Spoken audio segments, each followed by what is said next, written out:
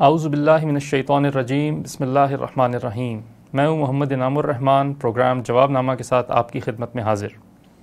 ناظرین، کل ہم نے سورہ آل عمران کا آخری حصہ پڑھا تھا اور اس کے بعد ہم سورہ نساء کی طرف بڑھے تھے اور اس کی بھی 112 آیات ابتدائی ہم پڑھ چکے ہیں، اور آج اسی حوالے سے جواب نامہ میں ہم گفتگو کریں گے ان موضوعات پر۔ کئی سارے سوالات ہمارے پارٹیسپینٹس اور ویورز کی جانب سے آئے ہیں اور ہم اپنے مہمان جناب خالد محمود عباسی صاحب سے آپ کے سوالات پر رائے لیں گے۔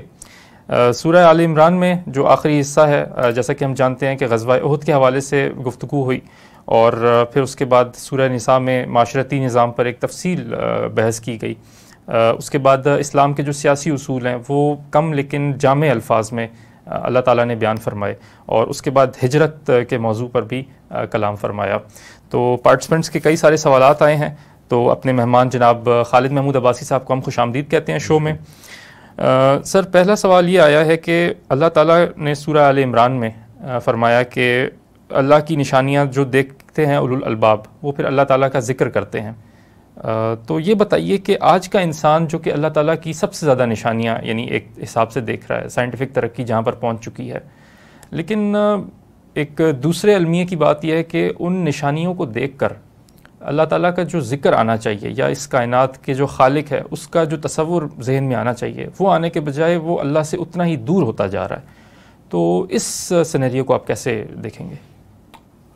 دیکھیں، بڑا اہم ویسے سوال ہے، اٹھنا چاہیے ذہن میں یہ سوال کہ، اور یہ بڑا ایک طرح کا ڈائلیما ہے کہ آپ قرآن مجید تو بہت واضح طور پہ یہ بات کہتا ہے کہ آسمان زمین میں جو کچھ بھی اللہ نے بنایا ہے یہ اللہ کی قدرت کی نشانیاں ہیں اور ان کے مشاہدے سے اللہ تک پہنچنا چاہیے۔ تو بلکہ زمین کی بھی چیزیں بھی جیسے بیان کی، اونٹ کو بھی دیکھ کے اللہ تک پہنچ جانا چاہیے، پتے کو بھی دیکھ کے اللہ تک پہنچ جانا چاہیے۔ جو بھی اللہ نے انسان کا میکینزم سوچ کا بنایا ہے اس سے یہ نتیجہ برآمد ہونا چاہیے، ظاہر خالق کا یہ کہنا ہے۔ اور آج کا انسان اس سے لاکھوں گنا زیادہ دیکھ رہا ہے، جو کبھی انسان نیکڈ آئی سے دیکھتا تھا۔ ویسے بھی اس کا مشاہدہ بڑا محدود تھا کہ زیادہ سفر بھی نہیں کرتا تھا آدمی، وسائل نقل و حمل ہی نہیں تھے کہ سفر زیادہ کرتا۔ تو اس کے باوجود وہ تو اللہ تک پہنچتے تھے، لوگ اس وقت ایسے اولو الالباب ہوتے تھے جو اللہ تک پہنچتے تھے۔ اور آج کا انسان اتنا زیادہ مشاہدہ کرنے کے باوجود، گلیکسیز اینڈ گلیکسیز دیکھنے کے باوجود، وہ خالق کی طرف اس کا ذہن نہیں جاتا۔ تو اس کی جو ایک ظاہری وجہ سمجھ میں آتی ہے وہ بڑی سادہ سی ہے کہ فلڈ آف انفارمیشن اتنا زیادہ ہے کہ اسی میں بندہ کھو کے رہ جاتا ہے۔ اسے یہ سوچنے کی، اسے لنک کرنے کی، اس سے پیچھے جانے کی، یعنی ایک کے بعد دوسری، دوسرے کے بعد تیسری، اس تیزی سے انفارمیشن آ رہی ہوتی ہے کہ آپ کو اس پر غور کرنے کا موقع نہیں ملتا۔ تو یہ جیسے آتا ہے نا علم نافع اور علم غیر نافع، تو معلومات کا اس طرح کا بہاؤ غیر نافع ہو گیا ہے، اس سے بد ہضمی فکری بد ہضمی واقع ہو گئی ہے، جس کا نتیجہ یہ ہے کہ آپ الٹے دہریے ہو گئے۔ اچھا، وہ میں پچھلے دنوں کسی کا کوئی وہ مضمون تھا، میں نے دیکھا، اس میں بڑی دلچسپ بات آئی ہوئی تھی کہ جی ایک سوچئے کہ دنیا میں یعنی کائنات میں کہیں اور بھی مخلوق کوئی رہتی ہوگی، ایک مفروضہ ہے کہ شاید کچھ لوگ رہتے، تو یہ جو ہم اسپیس میں چیزیں بھیج رہے ہیں نا، جو مختلف سیارے بھیج رہے ہیں، مصنوعی سیارے، کچھ اور ہم اپنے سیٹلائٹ بھیج رہے ہیں، جو بھی، تو یہ کبھی ان کے مشاہدے میں آئیں گے تو انہیں بھی پتہ لگ جائے گا کہ کوئی اور لوگ بھی دنیا میں رہتے ہیں، کائنات میں رہتے ہیں۔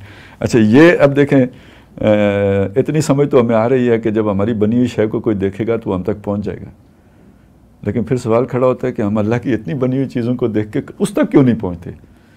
تو یہ بس یعنی ظاہراً ایک ہی سبب معلوم ہوتا ہے کہ وہ جو فلڈ آف انفارمیشن ہے نا، اس نے اپنی گرفت میں لے لیا اور پیچھے بندہ نہیں جا سکتا۔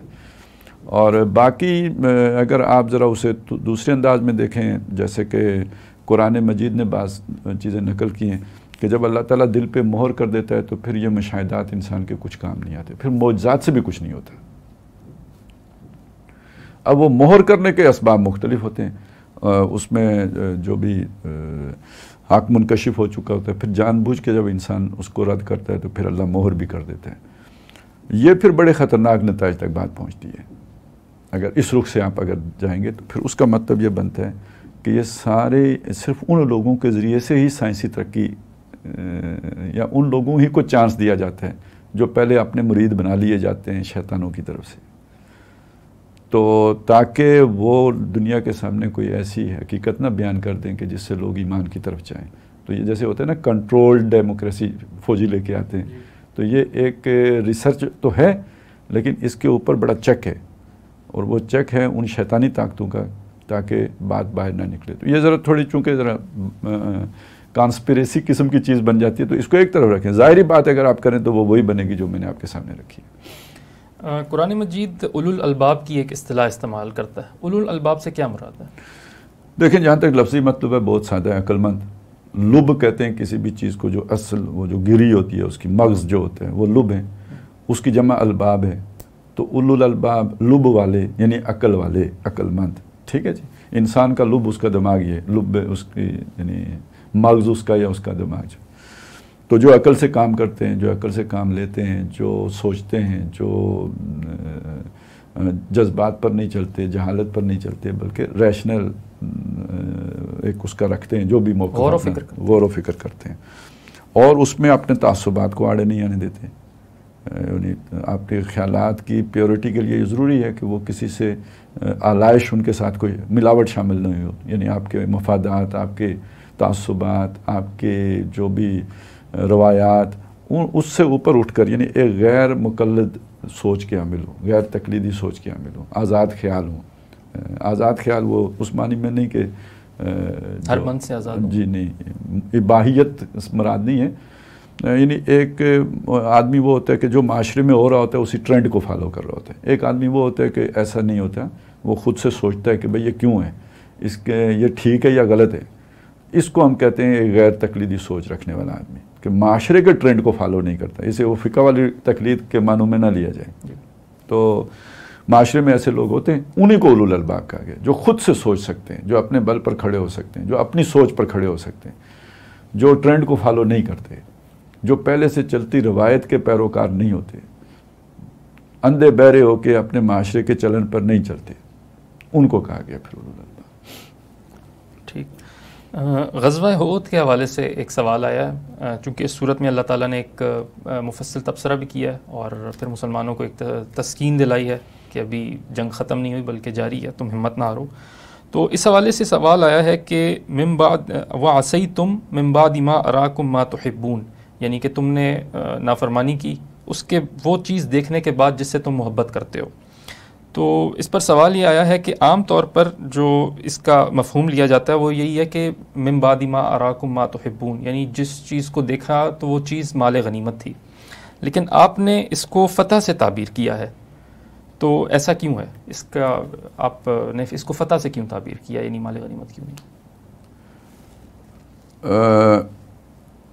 دیکھیں فتح سے تعبیر کرنا اس لیے کیا، اس کے دلائل دیے ہیں، یعنی میں نے کوئی اپنی طرف سے کوئی بات نہیں کی ہے۔ پہلی دلیل اس کی یہ ہے کہ قرآن مجید نے فتح کو وہ شے کہا ہے کہ جس سے تم محبت کرتے ہو۔ سورہ صف کا حوالہ دیا کہ وَأُخْرَىٰ تُحِبُّونَهَا، اللہ کے ہاں اس چیز کا درجہ دوسرا ہے جس سے تم بہت زیادہ محبت کرتے ہو۔ وہ کیا چیز ہے؟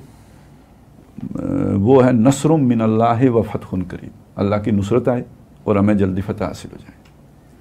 تو بالکل یہی صیغہ بھی یہی استعمال ہوا ہے، پورا یعنی تحبون ہی آیا ہے، تو اس تحبون کو اٹھا کے یہاں رکھ رہے ہیں، تو مطلب کیا بنے گا؟ نصر من اللہ و فتح قریب۔ تو جب انہوں نے دیکھ لیا نصر اللہ کی آ گئی نصرت، اللہ کہتا ہے وَلَقَدْ نَصَرَكُمُ اللَّهُ وَلَقَدْ صَدَقَكُمُ اللَّهُ وَعْدَهُ، یعنی وہ نصرت کا وعدہ اللہ نے تم سے پورا کر دیا تھا، تو وہ نصرت انہوں نے دیکھ لی وہاں پہ۔ اچھا ظاہراً شکست بھی کافروں کو ہوتی نظر آ رہی ہے کہ ان کے پاؤں اکھڑ گئے ہیں، تو اس لیے یعنی یہ کوئی اپنے پاس سے کی ہوئی بات نہیں ہے، یا کسی جو بھی کچھ اس وقت یہ ایشو بنا ہوا ہے تو اس کے رد میں یہ بات نہیں ہے، بلکہ قرآن کے اپنے بیان سے ایک ثابت شدہ بات ہے۔ تو پھر دوسری بات یہ ہے کہ یعنی یہ میں کوئی پہلا آدمی نہیں ہوں جس نے یہ بات کی ہے، یہ مفسرین ہمارے دور کے تو بہت سے مفسرین نے یہ بات کی، ڈاکٹر صاحب ڈاکٹر اسرار احمد جو یہ کرتے تھے، اس کے علاوہ مولانا امین حسن اصلاحی نے کی ہے، عبد الماجد دریابادی نے کی ہے، تو یہ کوئی یعنی ایسا نہ سمجھیں کہ یہ کوئی ایک اچانک آج کے حالات میں کوئی بن گئی ہوئی رائے ہے، بلکہ یہ پہلے سے ہے۔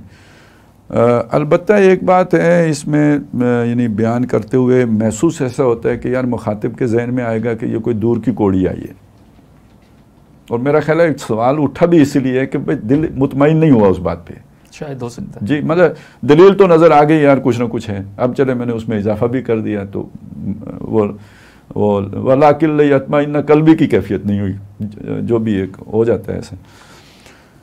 تو اچھا اس میں ظاہر ہے انسان ایک ہی طرح سوچتے ہیں، ہم بھی اس پروسیس سے گزرے ہیں۔ اب اس سے اگلی آیت پڑھیں تو پھر وہ مال غنیمت والی بات کی تائید ہو جاتی ہے کہ وہ یہاں تو آئے نا ما تحبون، تو منکم من یرید الدنیا و منکم من یرید الاخرہ، اب اس کو اس کے ساتھ جوڑیں تو پھر بھی ہماری سطح کے مطابق یہی سمجھ میں آتی ہے یار یہ تو مولوی صاحب نے لمبی چھوڑی ہے، وگرنہ یہ بنتا مال غنیمت ہی ہے، یعنی ذہن میں آ جاتی ہے بات۔ تو اس لیے میرا خیال ہے اگر اسے تھوڑا سا اس طرح سمجھ لیں، دیکھیں کہ آپ ایک جماعت کا تصور کریں جس نے ماریں کھائی ہیں، ایک ایک فرد نے مار کھائی ہے، تپتی ریت پہ لٹائے گئے ہیں، ان پر ان کے جسموں پر انگارے ڈالے گئے ہیں، تو چربی گلنے سے انگارے بجھیں کسی نے نہیں ہٹائے۔ اب یہ ایک جماعت ہے، اس طرح کے لوگوں کی ایک جماعت ہے۔ جن لوگوں نے ان پر یہ ظلم کیے ہیں ان ظالموں پر ان کے ہاتھوں ایک چرکا بدر میں لگ چکا ہے، تھوڑا دل کو یشف صدور المومنین کی کیفیت پیدا ہوئی، کوئی دل ٹھنڈے ہوئے ہیں، کلیجہ ٹھنڈا ہوا ہے کہ چلیں جی ہم نے ان کو ایک چپیٹ تو اچھے والی ماری ہے، لیکن ابھی پوری طرح تسلی نہیں ہوئی ہے۔ وہ اگلے سال پھر کیوں آنے کی پوزیشن میں، یعنی ابھی ان کی خودی مری نہیں ہے، ابھی خودی زندہ ہے، وہ چیلنج کر کے گئے ہیں اگلے سال پھر آئیں گے، اور آ گئے ہیں، اور بڑے لشکر 3000 کے اب پوری طاقت لے کے آئے ہیں۔ آج اگر ان کا سر کچلا جاتا ہے نا تو یہ آپ کی ایک کامل فتح ہے۔ تو جس فتح کے لیے آپ نے 15 سال 17 سال انتظار کیا ہے، وہ جب آپ اپنی آنکھوں سے دیکھیں گے، جس فتح کے لیے آپ نے انگارے جسم پہ جھیلے ہیں، جس دن کو دیکھنے کے لیے آپ نے اتنے ظلم سہے ہیں، وہ دن جب آپ کے سامنے نظر آئے گا تو آپ ٹیکری پہ چڑھے بیٹھے رہو گے۔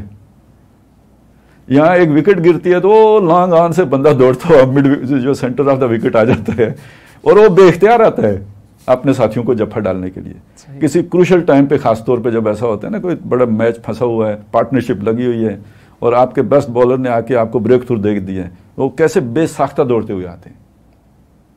وہ کوئی صرف دکھانے کے لیے نہیں ہوتا ہے۔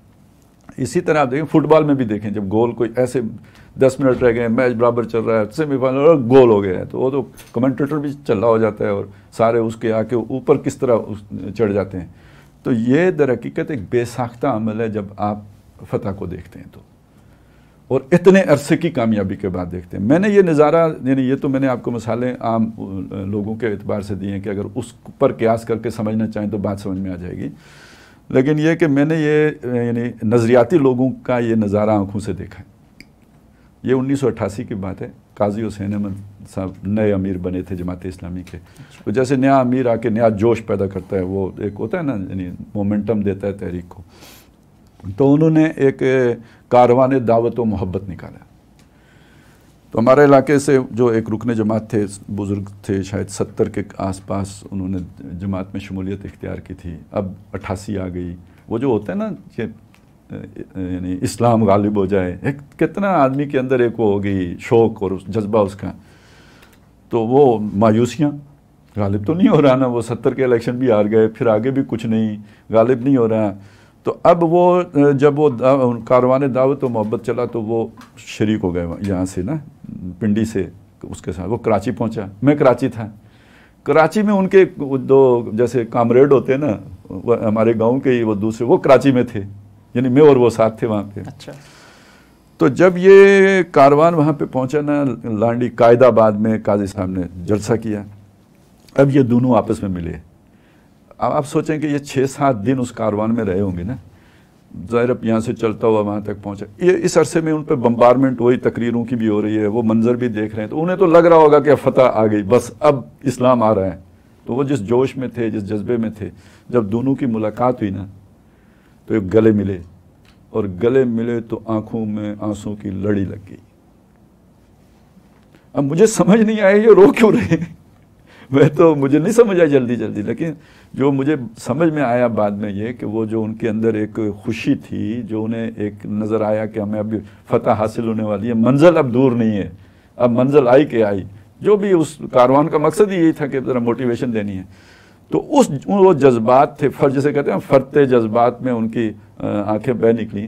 تو وہ کیفیت میں نے ان کی جو دیکھی ہے، تو جو اگر آپ اس کو تصور میں لا سکیں ایک آدمی کی کہ آپ کی حسرتیں پوری ہو رہی ہیں، آپ کو وہ خوشی مل رہی ہے جس کے لیے آپ نے سالوں انتظار کیا ہے، تو ٹیکریوں شیکریوں پہ ڈیوٹی دینا مشکل ہو جاتا ہے. پھر اس وقت تو بندہ یعنی وہ گلے ملنے کی خواہش ہوتی ہے. تو آپ مال غنیمت اس کے مقابلے میں کیا شے ہے یار؟ اگر آپ اس فتح کے اس تصور کو ذہن میں لے کے آئیں اور اس پوری جد و جہد کو لے کے آئیں جو اس سے پہلے کی ہے، اور آپ کو بالکل اوور کم ہوتا ہوا نظر آ رہا ہو، بہت کم تر شے ہے، تو پھر آپ سوچیں کہ مال غنیمت اس کے مقابلے میں شے ہی کوئی نہیں ہے. تو یہ ما تحبون وہی ہے. اچھا، اب آگے وہ بات کیوں کہی گئی کہ جو تم میں سے کوئی دنیا کے طالب ہیں تو کوئی تم میں سے وہ ہیں جو آخرت کے طالب ہیں. اس کو بھی سمجھ لیجئے. یہ ذرا تھوڑا سا، وہ تو میں نے جذباتی طور پہ سمجھایا، یہ ذرا تھوڑا انٹلیکچولی سمجھ لیجئے. دیکھیں، اللہ تعالیٰ نے دنیا بنائی امتحان کے لیے. امتحان کا نتیجہ یہ نکلنا چاہیے کہ اللہ کا انسان اللہ کا بندہ بن جائے، ہر شے سے کٹ کے، لا الہ ہر اعتبار سے ہو جائے، محبت کے اعتبار سے بھی، وہ جو لا محبوب الا اللہ، لا مطلوب الا اللہ، لا مقصود الا اللہ. تو اب اس کا تقاضا یہ نہیں ہے کہ نہ فتح مقصود رہے، ٹھیک ہے، نہ دنیا کی کامیابی مقصود رہے، صرف اللہ ہی مقصود ہو جائے. یہ بلندر سطح ہے. اسے ہم کہتے ہیں نتائج سے بے پرواہ ہو جانا. ایک آپ کا دنیاوی نقطہ نظر ہے، دنیا میں آپ ریزلٹ اورینٹڈ ہوتے ہیں. ہر دنیا پرست شخص وہ بغیر مطلب کے کام نہیں کرے گا، اسے کوئی نظر آنا چاہیے آگے فائدہ، وہ ریزلٹ اورینٹڈ ہے. اللہ والے سے جو مطلوب ہے وہ ڈیٹیچمنٹ ہو جائے اس کی ریزلٹ سے، وہ اللہ کا ہو گیا. وہ تو اس کی بلندر منزل جو بیان کی جاتی ہے وہ یہ ہے جنت دوزخ کی بھی پرواہ نہ رہے. اس سطح پہ چلیں، وہاں نہ پہنچے تو دنیا کے تو سارے نتائج سے بے پرواہ ہو جائے نا. اور یہ جو دنیا کے نتائج سے بے پرواہ ہونے کی بات ہے، یہ گویا اللہ کی ابدیت میں کامل ہونے کی بات ہے. تو صحابہ کرام کو اللہ تعالیٰ وہاں تک کیوں نہیں پہنچائے گا؟ ٹھیک ہے نا. تو جب وہاں تک، اب اگر ان کے دلوں میں ابھی بھی فتح کی محبت بھی ہے تو وہ اس سطح کے اعتبار سے دنیا کی طلب ہے. میرے اور آپ کے اعتبار سے شاید نہ ہو، لیکن جس مرتبے پہ اللہ تعالیٰ صحابہ کو لے کے جانا چاہتا تھا، جو فضیلت انہیں دینا چاہتا تھا، ان کے مرتبے کے اعتبار سے یہ دنیا کی محبت ہے. آپ کو نتائج سے بے پرواہ ہو کے اللہ کی خاطر نکلنا چاہیے. لہذا اس لیے اللہ نے ان کے اعتبار سے یہ بات کہی ہے. ہم ایک بالکل دوسرے تناظر میں رکھ کے دیکھیں گے تو ہمیں تو مال غنیمت، کیونکہ میرے پیٹ کو تو کیلے چاہیے، ٹھیک ہے، تو مجھے مال غنیمت ہی نظر آئے گا، جیسے بلی کو چھیچڑے نظر آتے ہیں. لیکن جو بات جس جگہ پہ وہ پہنچ چکے ہوئے ہیں، وہاں پہ یہ طلب بھی کہ مجھے فتح حاصل ہو جائے، دین غالب ہو جائے، اللہ کا کلمہ سربلند ہو جائے، یہ ایک درجے میں غیر مطلوب کیفیت ہے. اس سے بھی بے پرواہ، تب اللہ کی مدد آئے گی. تو میرا خیال ہے اب تو دور کی کوڑی تو نہیں معلوم ہوگی کسی کو، امید ہے. یعنی میں نے آپ کو یہ بھی بتا دیا کہ جی یہ قرآن مجید میں، یعنی تفسیر بالقرآن سے بھی کریں تو یہ تفسیر بنتی ہے کہ مراد مال غنیمت نہیں فتح ہے. ٹھیک ہے. اگر یعنی ایک طریقہ یہ ہوتا ہے کہ بھائی پہلے بھی کسی نے یہ بات کہی یا نہیں کہی، تو میں نے آپ کے مفسرین کے حوالے بھی دے دیے کہ اللہ نے بھی کہی. ٹھیک ہے جی. پھر میں نے آپ کو جذباتی کیفیت کے اعتبار سے بھی ڈسکرائب کر دیا کہ جی یہ بنتی ہے جذبی، انسان کی ایسی جذباتی کیفیت ہوتی ہے. ٹھیک ہے جی. اور اس میں مال غنیمت سے فتح زیادہ بڑی شے بن جاتی ہے. اور چوتھی سطح پہ جا کے میں نے آپ کو یہ بھی بتا دیا کہ یہ جو امتحان جس میں اللہ نے ڈالا ہے، اس میں بھی جس مقام مطلوب تک اللہ لے کے جانا چاہتا ہے، اس میں فتح شکست پھر اہمیت نہیں رکھنی چاہیے. صحیح. تو اب بھی اگر کسی کو لگے تو پھر اسے وہ اولو الالباب نہیں ہے. چلیے، اس سے پہلے کہ ہم سورہ نساء کے مضامین کی طرف بڑھیں، سورہ آل عمران سے ایک سوال لے لیتے ہیں. اور سوال یہ آیا ہے کہ آخر یہ اللہ کی اس سنت میں کیا حکمت ہے کہ وہ کھرے کھوٹے کی تمیز کرتا ہے، کہ وہ جو آیت ہے کہ وَمَا كَانَ اللَّهُ لِيَذَرَ الْمُؤْمِنِينَ عَلَىٰ مَا أَنْتُمْ. ٹھیک ہے. تو اب سوال یہ ہے کہ اس بات کی آج ہم سے کیا ریلیونس ہے؟ اچھا یہ ویسے جو ابھی ہم نے جو کچھ بیان کیا اس کے ساتھ بڑی گہری مماثلت اس کی قائم ہو گئی ہے اس سوال کی. اگر آپ نے خود اس کو یہاں پلیس کیا تو بہت ہی عمدہ یہ پلیسمنٹ ہے, یہ بڑی لاجیکل سیکوینس میں آ گیا. مسئلہ یہ ہے کہ دیکھیں یہ اللہ تعالیٰ اس جگہ پہ یعنی اس حد تک کیوں تمخیص کرنا چاہتا ہے اور پاک کرنا چاہتا ہے اہل ایمان کے دلوں کو, کہ آپ اس کو اگر سمجھنا چاہیں نا تو چلیں میں ایک دو مثالیں آپ کو دے دیتا ہوں. دنیا میں اور لوگوں نے بھی تبدیلیاں لائی ہیں, آئی انقلاب فرانس میں آئے, انقلاب روس میں آئے. جو تصورات یا جو خیالات یا جو نظریات انقلابیوں نے پیش کیے تھے, ان انقلابوں کے نتیجے میں ہو بہو وہ نظام نہیں قائم ہو سکا. صحیح, ٹھیک ہے. ابھی بھی مطلب روس والا تو ناکام ہو گیا نا, جمہوریت والا جو 200 سال سے چل رہا ہے 250 سال سے, وہ ابھی بھی یہ ہے کہ جی چلے چلو کہ ابھی منزل نہیں آئی, ابھی ارتقا ہو رہا ہے. جو نظریات پیش کیے گئے تھے وہاں تک نہیں پہنچ سکے. وجہ کیا ہے؟ وجہ یہ کہ انسانوں کی خدمت, انسانوں میں عدل, انسانوں میں انصاف, یہ اس ڈیٹیچمنٹ, دنیا کی ڈیٹیچمنٹ کے بغیر ہو ہی نہیں سکتا. یعنی کہ ان مادی جو بندہ خود اس مادیت میں گرفتار ہے وہ اپنے مفادات سے بالاتر ہو کر کیسے سوچ سکتا ہے؟ ٹھیک, وہ کیسے اپنے مفادات سے ڈیٹیچ ہو کے تو فیصلے کر سکتا ہے؟ وہ کیسے قانون سازی کر سکتا ہے؟ وہ کیسے کوئی نظام فکر دے سکتا ہے؟ اب فرائیڈ کو لے آئے نا, جو آپ کے لاشعور میں ہے وہ ٹپکے گا آپ سے یا نہیں ٹپکے گا؟ تو دنیا میں عدل صرف وہی لوگ قائم کر سکتے ہیں کہ جو اس سطح پہ اٹھ کے اللہ کی رضا میں گم ہو چکے ہوں, ان کے بغیر نہیں قائم ہو سکتا. اچھا تو وہ اللہ کی رضا کا حتمی ٹیسٹ کیا ہے؟ پتہ لگ جائے نا کہ آپ کو فتح بھی اب عزیز, اسلام کا غلبہ بھی عزیز نہیں رہا, آپ اللہ میں گم ہو گئے ہو. اچھا اب ابھی جو پکار لگی تو بہرحال دیکھیں عدل ایک ایسی شے ہے کہ جس پر لوگ جان قربان کرنے کے لیے, فرانسیسی 2 کروڑ دے گئے نا, رشین دے گئے ٹھیک کروڑوں میں. ہم بھی تبدیلی لے کے آئے, کتنے دھرنے دیے, کیا کیا پتہ نہیں, تو اس کے بعد آخر تبدیلی آ گئی. کہنے کا مطلب یہ ہے کہ تبدیلی کا نعرہ ایسا پرکشش ہوتا ہے کہ اس پر لوگ ٹوٹ پڑتے ہیں. اچھا جو ٹوٹ پڑتے ہیں وہ کچے پکے ہوتے ہیں. اگر ان کچے پکوں کے ہاتھوں ہی تبدیلی آئے گی تو دیکھیں تبدیلی, یہ والی تبدیلی سے پہلے بر صغیر کی تقسیم بھی ایک تبدیلی تھی. بالکل ٹھیک ہے, معجزانہ طور پر ہوئی ہے. تو لیڈر کو ود ان سم منتھ کہنا پڑا کہ میری جیب میں کھوٹے سکے ہیں. قائد اعظم نے بات کہی جی, اور آج تک کھوٹے سکے ہی ملک پر قابض ہیں. ٹھیک ہو گیا. اور یہ والی تبدیلی تو آپ نے کل کی بات ہے, یہ تو بچے کو معلوم ہے نا, وہ تو ذرا تاریخ کا حصہ ہے, سمجھنے میں دیر لگے گی, دور کی کوڑی معلوم ہوگی, یہ تو کل کی بات ہے. اشر کیا ہو گیا, اور معلوم ہوا کہ وہی وہ الیکٹیبلز اور وہ کون ہیں, تبدیلی کے نام پر لوگوں نے ووٹ دیے ہیں, اور جی تبدیلی آ رہی ہے. اور ابھی بھی جن کو آپ دیکھیں, کسی بھی قوم کا جو پوٹینشل ہوتا ہے وہ نوجوان ہی ہوتا ہے. تبدیلی کا سب سے زیادہ خواہش مند بھی نوجوان ہی ہوتے ہیں. لیکن یہاں وہ الو ایسا بنا ہے کہ اب اس کے لیے ایک علیحدہ اصطلاح انٹروڈیوس ہو گئی ہے, یوتھیا. ٹھیک ہے, کیوں کہ وہ ابھی اسی رومانویت میں ہے کہ بھئی تبدیلی, اسے زمینی حقائق کا پتہ ہی نہیں ہے, اسے اپنے لیڈروں کے کرتوتوں کا پتہ ہی نہیں ہے. وہ سمجھتا بس اس نے کہا ہے تبدیلی تو لائے گا تبدیلی. تو یہ, اور وہ اگر لانا بھی چاہے تو نہیں لا سکتا, کیونکہ بیک اینڈ پہ یہ چیز نہیں ہے, پیچھے کھوٹے سکے. ٹھیک ہے, تو کیا اللہ تعالیٰ اپنے رسول کو لا کے یہاں کھڑا کر دے گا کہ وہ اپنے اسٹرکچر میں پھنس کے رہ جائے؟ تو ایسا نہیں ہے اللہ کہ تمہارے ذریعے تبدیلی لے آئے جب تک کہ تمہاری چھانٹی نہ ہو. اس لیے بات یہ میں زور دے کے کہتا ہوں کہ جو یہ سمجھتے ہیں کہ بھائی مدینے کے ساتھ ہی نظام قائم ہو گیا تھا, انہیں اسلام کے فلسفے ہی کا نہیں پتہ, اللہ کے فلسفہ نصرتی کو نہیں جانتے, انہیں سرے سے قرآن مجید کی مطلب اساسات ہی کا نہیں پتہ. وہ بھی ایک طرح کی قوم یوتھ ہی ہے.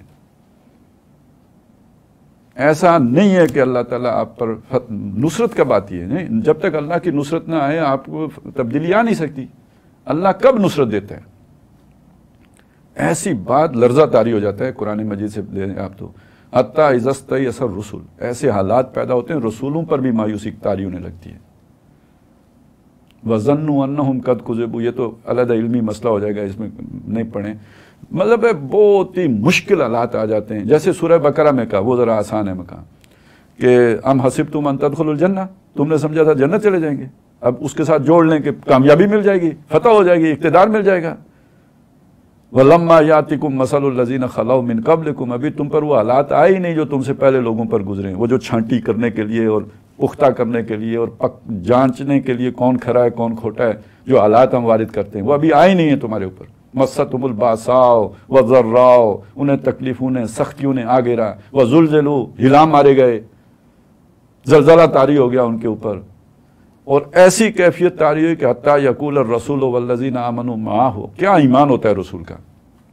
کل بھی آیا تھا نا کہ اللہ ملکوت السماوات والارض دکھاتے ہیں، لیکن وہ حالات ایسے بنے کہ رسول بھی پکار اٹھے، اہل ایمان بھی چیخ اٹھے اللہ کی مدد. الا ان نصر اللہ قریب، بے شک اللہ کی مدد قریب ہے. لیکن آئے گی کب؟ حتیٰ یمیز الخبیث من الطیب، نہیں آئے گی جب تک یہ کچے پکے علیحدہ نہیں ہو جائیں گے. فلا یعلمن اللہ وَلَقَدْ فَتَنَّ الَّذِينَ مِن قَبْلِهِمْ، تم سے پہلے والوں کو بھی آزمایا. فلا یعلمن اللہ الَّذِينَ صَدَقُوا وَلَا یعلمن الْكَاذِبِينَ، تاکہ اللہ نکھیڑ دے سچے کون ہیں جھوٹے کون ہیں. تو یہ تبدیلی کے نعرے پر دعوے دار تو بہت سے آ جاتے ہیں. یہ جب یہ سختیاں آتی ہیں، شکستیں آتی ہیں، تکلیفیں آتی ہیں، مایوسیوں کے دن آتے ہیں، پھر پتہ لگتا ہے اللہ والا کون ہے اور ویسے نعرے پہ کون آ گیا تھا. تو یہ اس لیے اللہ کہتا ہے میں نے تمہاری نصرت کرنی ہے، تمہیں مدد دینی ہے، تمہیں اقتدار دینا ہے، تمہیں خلافت دینی ہے، لیکن یہ پکا کے دینا ہے، تمہیں پکا بنا کے، اپنا بنا کے اور اپنا کر پھر یہ سارا دینا ہے. تو اس سے پہلے تمہارے اندر اگر کوئی خبیث ہیں تو ان کو علیحدہ کرنا ہے تم سے، ان کو یو ٹرن کا موقع دینا ہے، ان کو نکھیڑنا ہے، ان کی تمخیص کرنی ہے، ان کے دلوں کو بھی پاک کرنا ہے. اور تمہارے دل میں بھی اگر کوئی تھوڑی بہت کمی رہ گئی ہے تو اس کی بھی صفائی کرنی ہے. پھر جب تم پک کے تیار ہو جاؤ گے پوری طرح اس کے لیے، تو پھر میں تمہاری مدد کروں گا. پھر تو یہ کافروں کی جو جنگ ہے یہ میں بند کر دوں گا. اگر آپ اس لیول پہ جا کے دیکھیں تو اللہ یہ کہہ رہے ہیں یہ جنگ میں نے شروع کی ہوئی ہے تمہیں پکانے کے لیے، اور امید ہے اللہ تعالیٰ کافروں کے ہاتھوں کو روک دے گا. جو کفان کو ایدیہم، ان کے ہاتھوں کو تم سے یعنی جنگ بند کرا دے گا. لیکن کب بند کرائے گا؟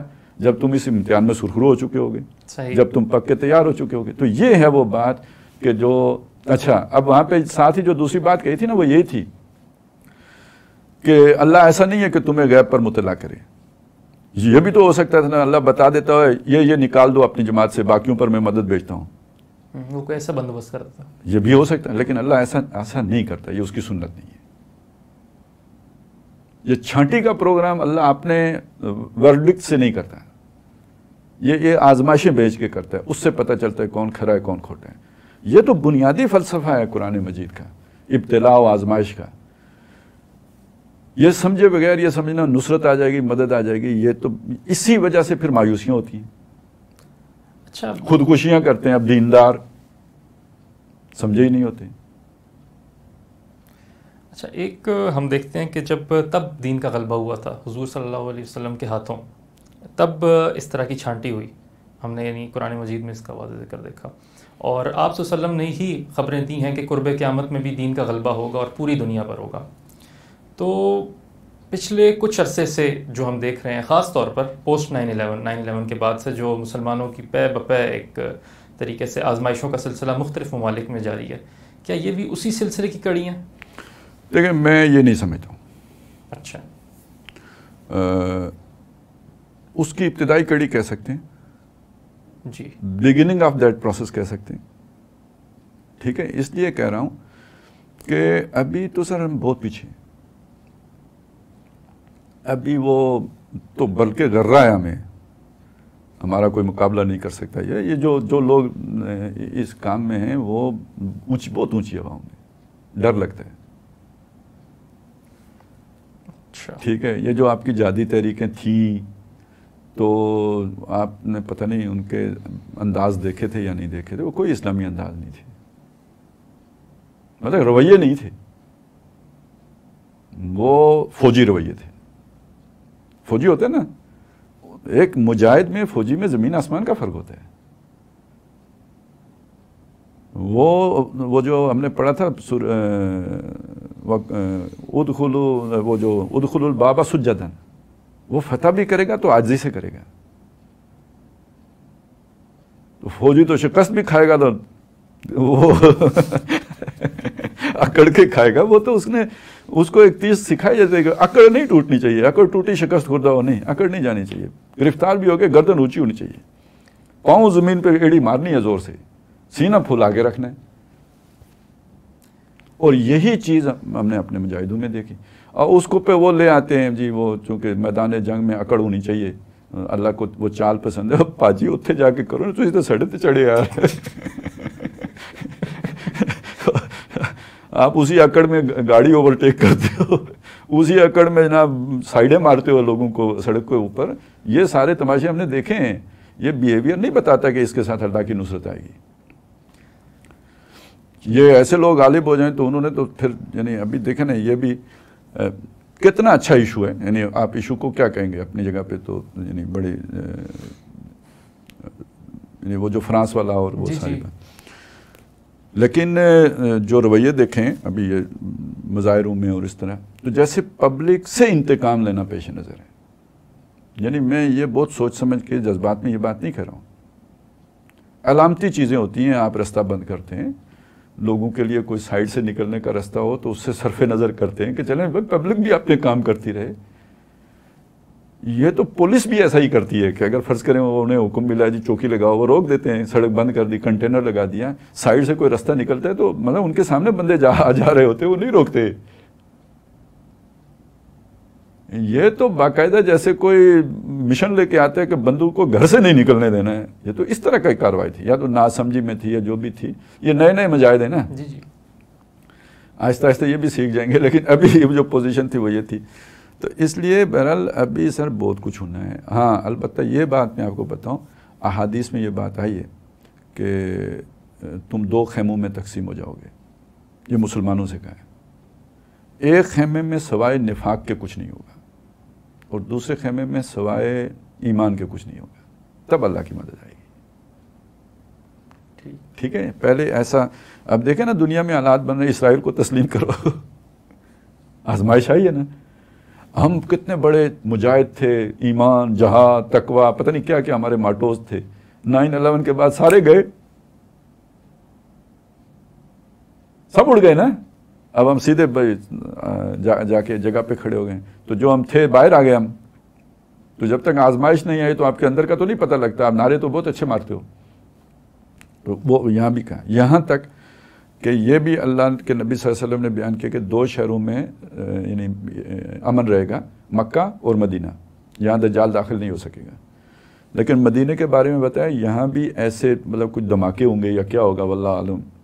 دجال تو نہیں داخل ہوگا, لیکن ایسا کچھ ضرور ہوگا کہ مدینہ کے سارے منافق وہاں سے بھاگ جائیں گے. تو یہ چھانٹی والی اللہ کی سنت نہیں بدلے گی, یہ اب بھی ہوگی. اسی سے ریلیٹڈ سردار وقاص صاحب کا بھی سوال ہے, کھرے اور کھوٹے کی تمیز یا خبیث اور طیب کی چھانٹی کا منہج کے ساتھ تعلق واضح کریں. اچھا, یہ بھی جو ہے نا اہم سوال ہے منہج کے اعتبار سے, کہ دیکھیں اب آپ نے ایک انقلاب لانے کے لیے, تبدیلی لانے کے لیے منہج ہی ایسا اختیار کر لیا ہے کہ جس میں آزمائش کا امکان ہی نہیں ہے. ٹھیک ہے, مثلاً آپ کا تصور یہ ہے کہ آپ یہ سوکھی تبلیغ کرتے رہو, انقلاب آ جائے گا. سافٹ ریولوشن, کتنا اچھا لفظ ہے. ٹھیک ہے, انقلاب تبدیلی آ جائے گی. تو اس میں تو آپ کو کوئی بھوک یا تکلیف یا لتر یا چھتر یا کوڑے یا کچھ پڑھنے کی امید نہیں ہے نا, تو آپ کو نہیں, یہ نہیں ہوگا. گویا آپ نے اپنے لیے وہ راستہ بنایا ہے جس میں کانٹا نہ چبھے. اچھا, پرامن انقلاب, سافٹ ریولوشن. سافٹ سے بھی اگلی بات ہے. وہ الیکشن کے ذریعے آپ نے صرف پرچی سے انقلاب لانا ہے. اس میں کدھر کھرے کھوٹے کی پہچان ہونی ہے؟ ٹھیک ہے. تیسری بات، اللہ تو نصرت نہیں دیتا جب تک کھرے کھوٹے کی پہچان نہ کر لے، تو نصرتی فوجیوں سے مانگ لو. کیا ضرورت ہے اللہ سے نصرت مانگنے کی؟ سمجھ آئی؟ بالکل. تو جب انہوں نے نصرت دینی ہے تو ان کے پاس تو کوئی ایسا جو ہے نا وہ آلہ نہیں ہے جس سے معلوم کریں کھرا کون ہے کھوٹا کون ہے، وہ تو خود کھرے ہیں. تو نصرت تو اس لیے مانگو ہی اس سے، جیسے ہم اللہ سے مانگیں تو اس سے پہلے تقاضے پورے کرنے پڑتے ہیں، یار اس کا بندہ بنو، اس کی نافرمانی چھوڑو. اس لیے ہم اللہ کی طرف منہ ہی نہیں کرتے، ہم پیر صاحب کے پاس چلے جاتے ہیں، پیر صاحب ہمارے لیے دعا کریں، آپ کو ہم بکرا دے دیں گے کیونکہ ہم نے تو بھینس ڈاکے لے کے آئے ہوئے ہیں تو آپ کو بکرا ان میں سے دے دیں گے، کیا فرق پڑے گا. تو اسی طرح سمجھ لیں کہ وہ نصرت بھی اللہ سے مانگنے کے بجائے جب آپ کسی اور سے مانگنا شروع کر دیں گے تو یہ بھی ایک ایسا رستہ آپ نے اختیار کیا ہے کہ اس میں بھی آزمائش نہیں آئے گی. پھر کوئی الٹی حرکت نہ کریں تو منہج سے اس کا بڑا گہرا تعلق ہے. آپ کا یعنی اسی لیے اللہ کے نبی صلی اللہ علیہ وسلم نے فرمایا کہ جو اس امت کا آخری حصہ ہوگا اس کی اصلاح نہیں ہو سکے گی مگر اسی طرح سے ہوگی جس طرح پہلے حصے کی اصلاح ہوئی تھی.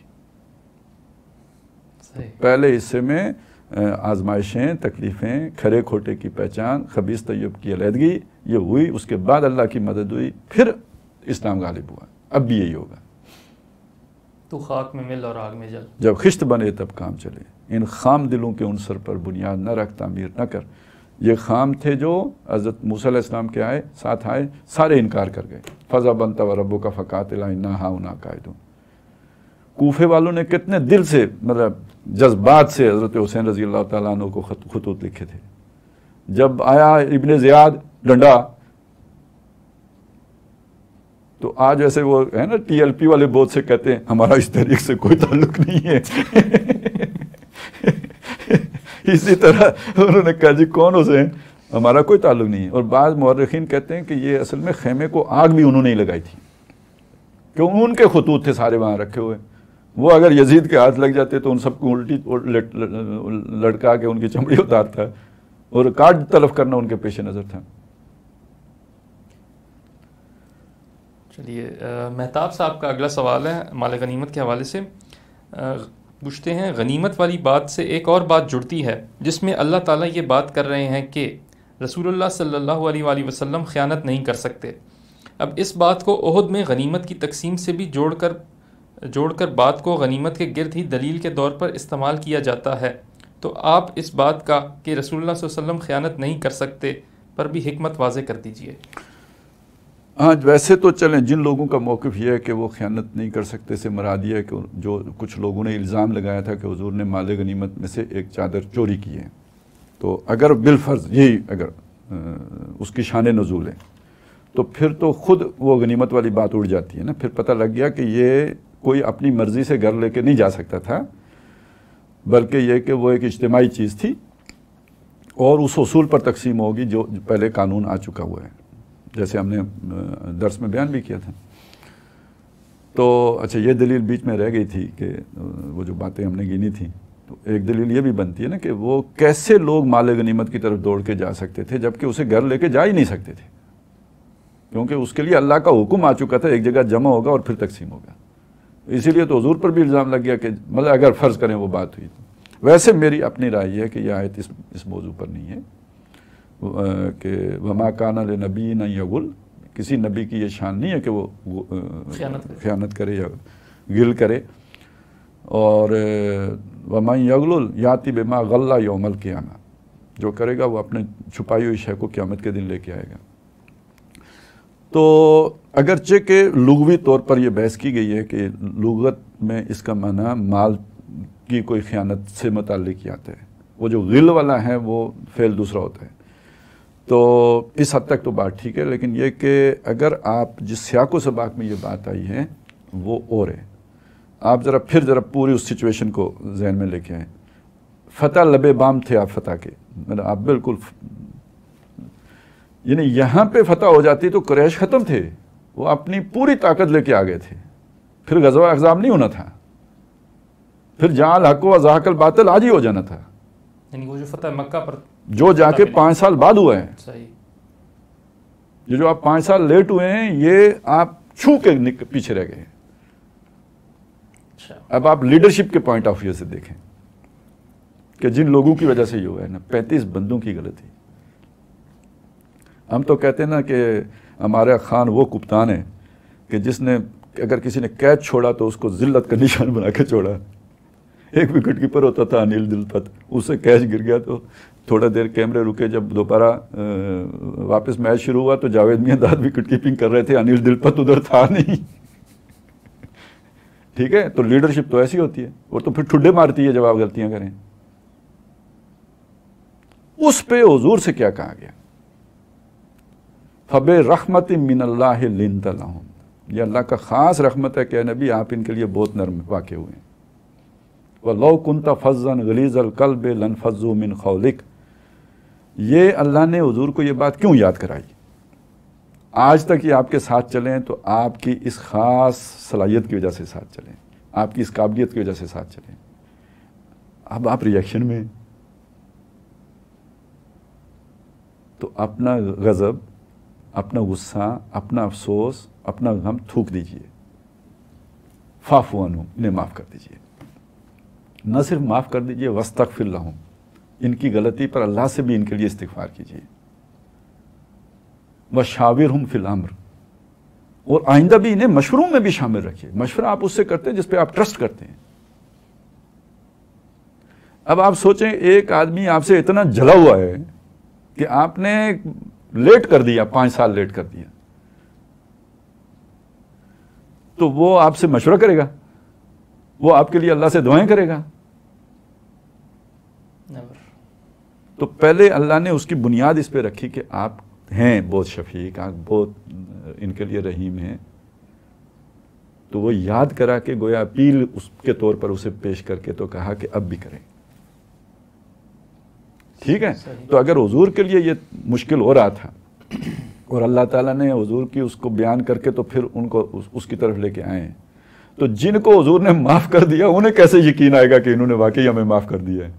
وہ تو یہ سمجھیں گے کہ ابھی کچھ حالات ایسے تھے کہ یہ فوری طور پر ہم سے بدلہ نہیں لے سکے اور اپنا جو بھی جوش ہے اس کا اظہار نہیں کر سکے، تو متحمل مزاج آدمی ہیں، تو انہوں نے اپنے جذبات پر قابو رکھا ہے، چھوڑیں گے نہیں ہمیں۔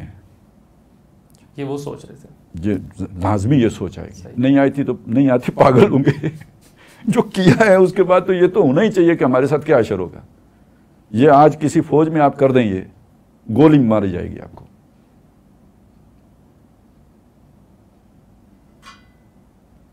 ٹھیک ہے نا، وہ 300 بندے عین حالت جنگ میں وہ لے کے واپس آ گیا۔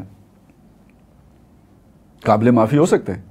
اسے یقین آ سکتا ہے کہ مجھے معاف کر دیا گیا؟ نہیں، نیور، کبھی نہیں ہو سکتا۔ تو اسے بتایا گیا نبی ہے، یہ دنیا والے لوگ ایسے کرتے ہیں، نبی ایسے نہیں ہوتے، وہ جو ان کے دل میں ہوتا ہے ان کی زبانوں پہ ہوتا ہے۔ ما کان لنبی ان یغل ومن یغل یاتی بما غل یوم القیامہ، یہ دھوکہ دہی ہے۔ آپ کسی سے دل میں بغض رکھتے ہیں، اس سے عداوت رکھتے ہیں، وقت کا انتظار کر رہے ہیں کب میں اسے پھڑکاؤں گا، اور اوپر سے آپ اس کی جو ہے وہ مدارتیں کرتے ہیں۔ یہ نبی اس کریکٹر کا مالک نہیں ہوتا، یہ گھٹیا لوگوں کا کریکٹر ہے، یہ کمینے لوگوں کا کریکٹر ہے، یہ نبیوں کی شان یہ نہیں ہے۔ مجھے تو اس تناظر میں نظر آتی ہے۔ چلیے اب سورہ نساء کے موضوعات پر گفتگو کرتے ہیں۔ ام ہارون صاحبہ کا سوال آیا ہے کہ عورت کے نام سے سورہ نساء منسوب کی گئی ہے، جس سے اندازہ ہوتا ہے کہ اسلامی معاشرے میں عورتوں کی عزت اور وقار اور ان کے حقوق و فرائض کی بہت اہمیت ہے۔ اس حوالے سے ڈاکٹر اسرار احمد صاحب اقامت دین میں بھی عورتوں کے کردار کی اہمیت کے اوپر کافی زور دیا کرتے تھے، اور ان کو اپنے محرم مردوں اور چار دیواری میں رہتے ہوئے بھی اس جدوجہد میں ایک اہم کردار گردانتے تھے۔ خالد صاحب، آپ نے بھی ایک جماعت بنانے کا فیصلہ کیا ہے جس میں آپ ڈاکٹر اسرار احمد صاحب کی فکر کی حفاظت اور اس کے فروغ کے لیے کاوش کر رہے ہیں۔ میرا سوال یہ ہے کہ اس جماعت میں عورتوں کے کام کرنے کے لیے کیا مواقع موجود ہوں گے؟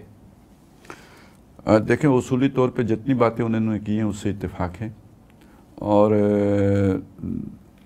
جو بھی عورتوں کی فطری ذمہ داریاں ہیں جو اللہ کی طرف سے ان پر عائد ہوتی ہیں، ان کو نبھاتے ہوئے دین کا کام کرنا یقیناً، اور اس کا ساتھ، اس میں ساتھ دینا، اس کے بغیر یہ گاڑی آگے نہیں چل سکتی، یہ اصولی طور پہ ماننے کے بعد اب ہم نے چونکہ ایک نئی شروعات کی ہے تو اس میں بہت ساری چیزیں ابھی ہم نے طے کرنی ہے کہ وہ کام کی نوعیت کیسے کیا ہوگی، کیسے اس کا منہاج کیا ہوگا، کس طرح ان کو وہ تعاون ان کا حاصل کیا جائے گا.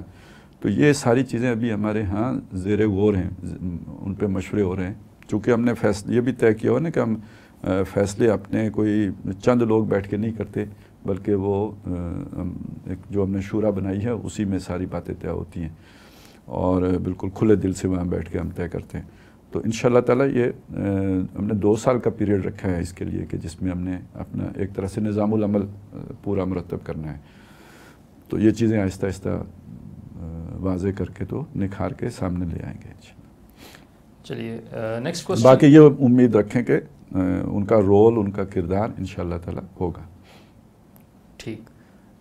اگلا سوال سید ہارون غازی صاحب کی طرف سے ہے.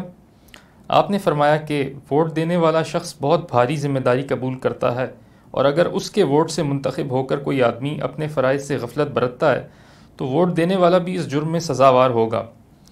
اب ایسے نظام میں جہاں انتخاب لڑتا ہی بدعنوان آدمی ہے، اس میں کیا ووٹ دینے کا بائیکاٹ کریں، یا قرآن کی روشنی میں طرز عمل ہمارا کیا ہونا چاہیے؟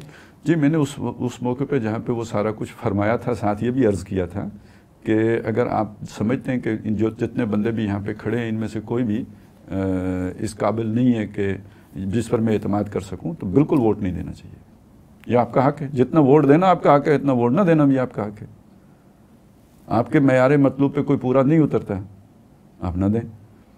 یا الیکشن کمیشن آپ کو یہ حق دے کہ وہ جو دفعہ 62-63 کے تحت جا کے آپ بھی عدالت میں چیلنج کر سکیں کہ یہ جو کھڑے ہیں ان میں یہ نقائص ہیں. آپ کو حق ہی نہیں دیتا اس بات کا، تو پھر آپ اپنی رائے کیسے دیں گے کہ ان میں سے کوئی بھی مجھے قبول نہیں ہے، سوائے اس کے کہ آپ ووٹ نہ دیں. یہی ایک راستہ بچا، یہی ایک راستہ آپ کے پاس بچتا ہے. یا تو اگر آپ پر ووٹ دینے کی پابندی قانون لگائی جاتی ہے کہ لازمی دینا آپ نے ووٹ، تو پھر آپ کے لیے راستہ کھولنا چاہیے کہ آپ کو حق یہ ملنا چاہیے کہ آپ کسی عدالت میں جا کے 62-63 کے تحت اپنے کینڈیڈیٹس کو جو کھڑے ہیں آپ کی کانسٹیٹوئنسی میں ان کو آپ چیلنج کر سکیں. پھر تو وہ پابندی لگا سکتے ہیں کہ آپ لازماً ووٹ دیں. اور اگر آپ کو یہ حق نہیں ملتا تو پھر آپ کو یہ حق ہونا چاہیے کہ آپ کی مرضی ہے ووٹ دیں یا نہ دیں، کیونکہ آپ کے معیار مطلوب پر کوئی پورا نہیں اترتا. یا پھر بیلٹ پیپر میں کم از کم ایک خانہ بنا دیں جس میں لکھا ہو ان میں سے کوئی بھی نہیں. ہاں، یہ کر دیں. یہ کہاں کریں گے؟ پھر تو زیادہ ووٹ ادھر پڑ جائیں گے. صحیح. اور یہ ویسے آپ کو بتاؤں، یہ جو بھی سمجھدار بندہ ہے وہ نہیں دیتا ووٹ.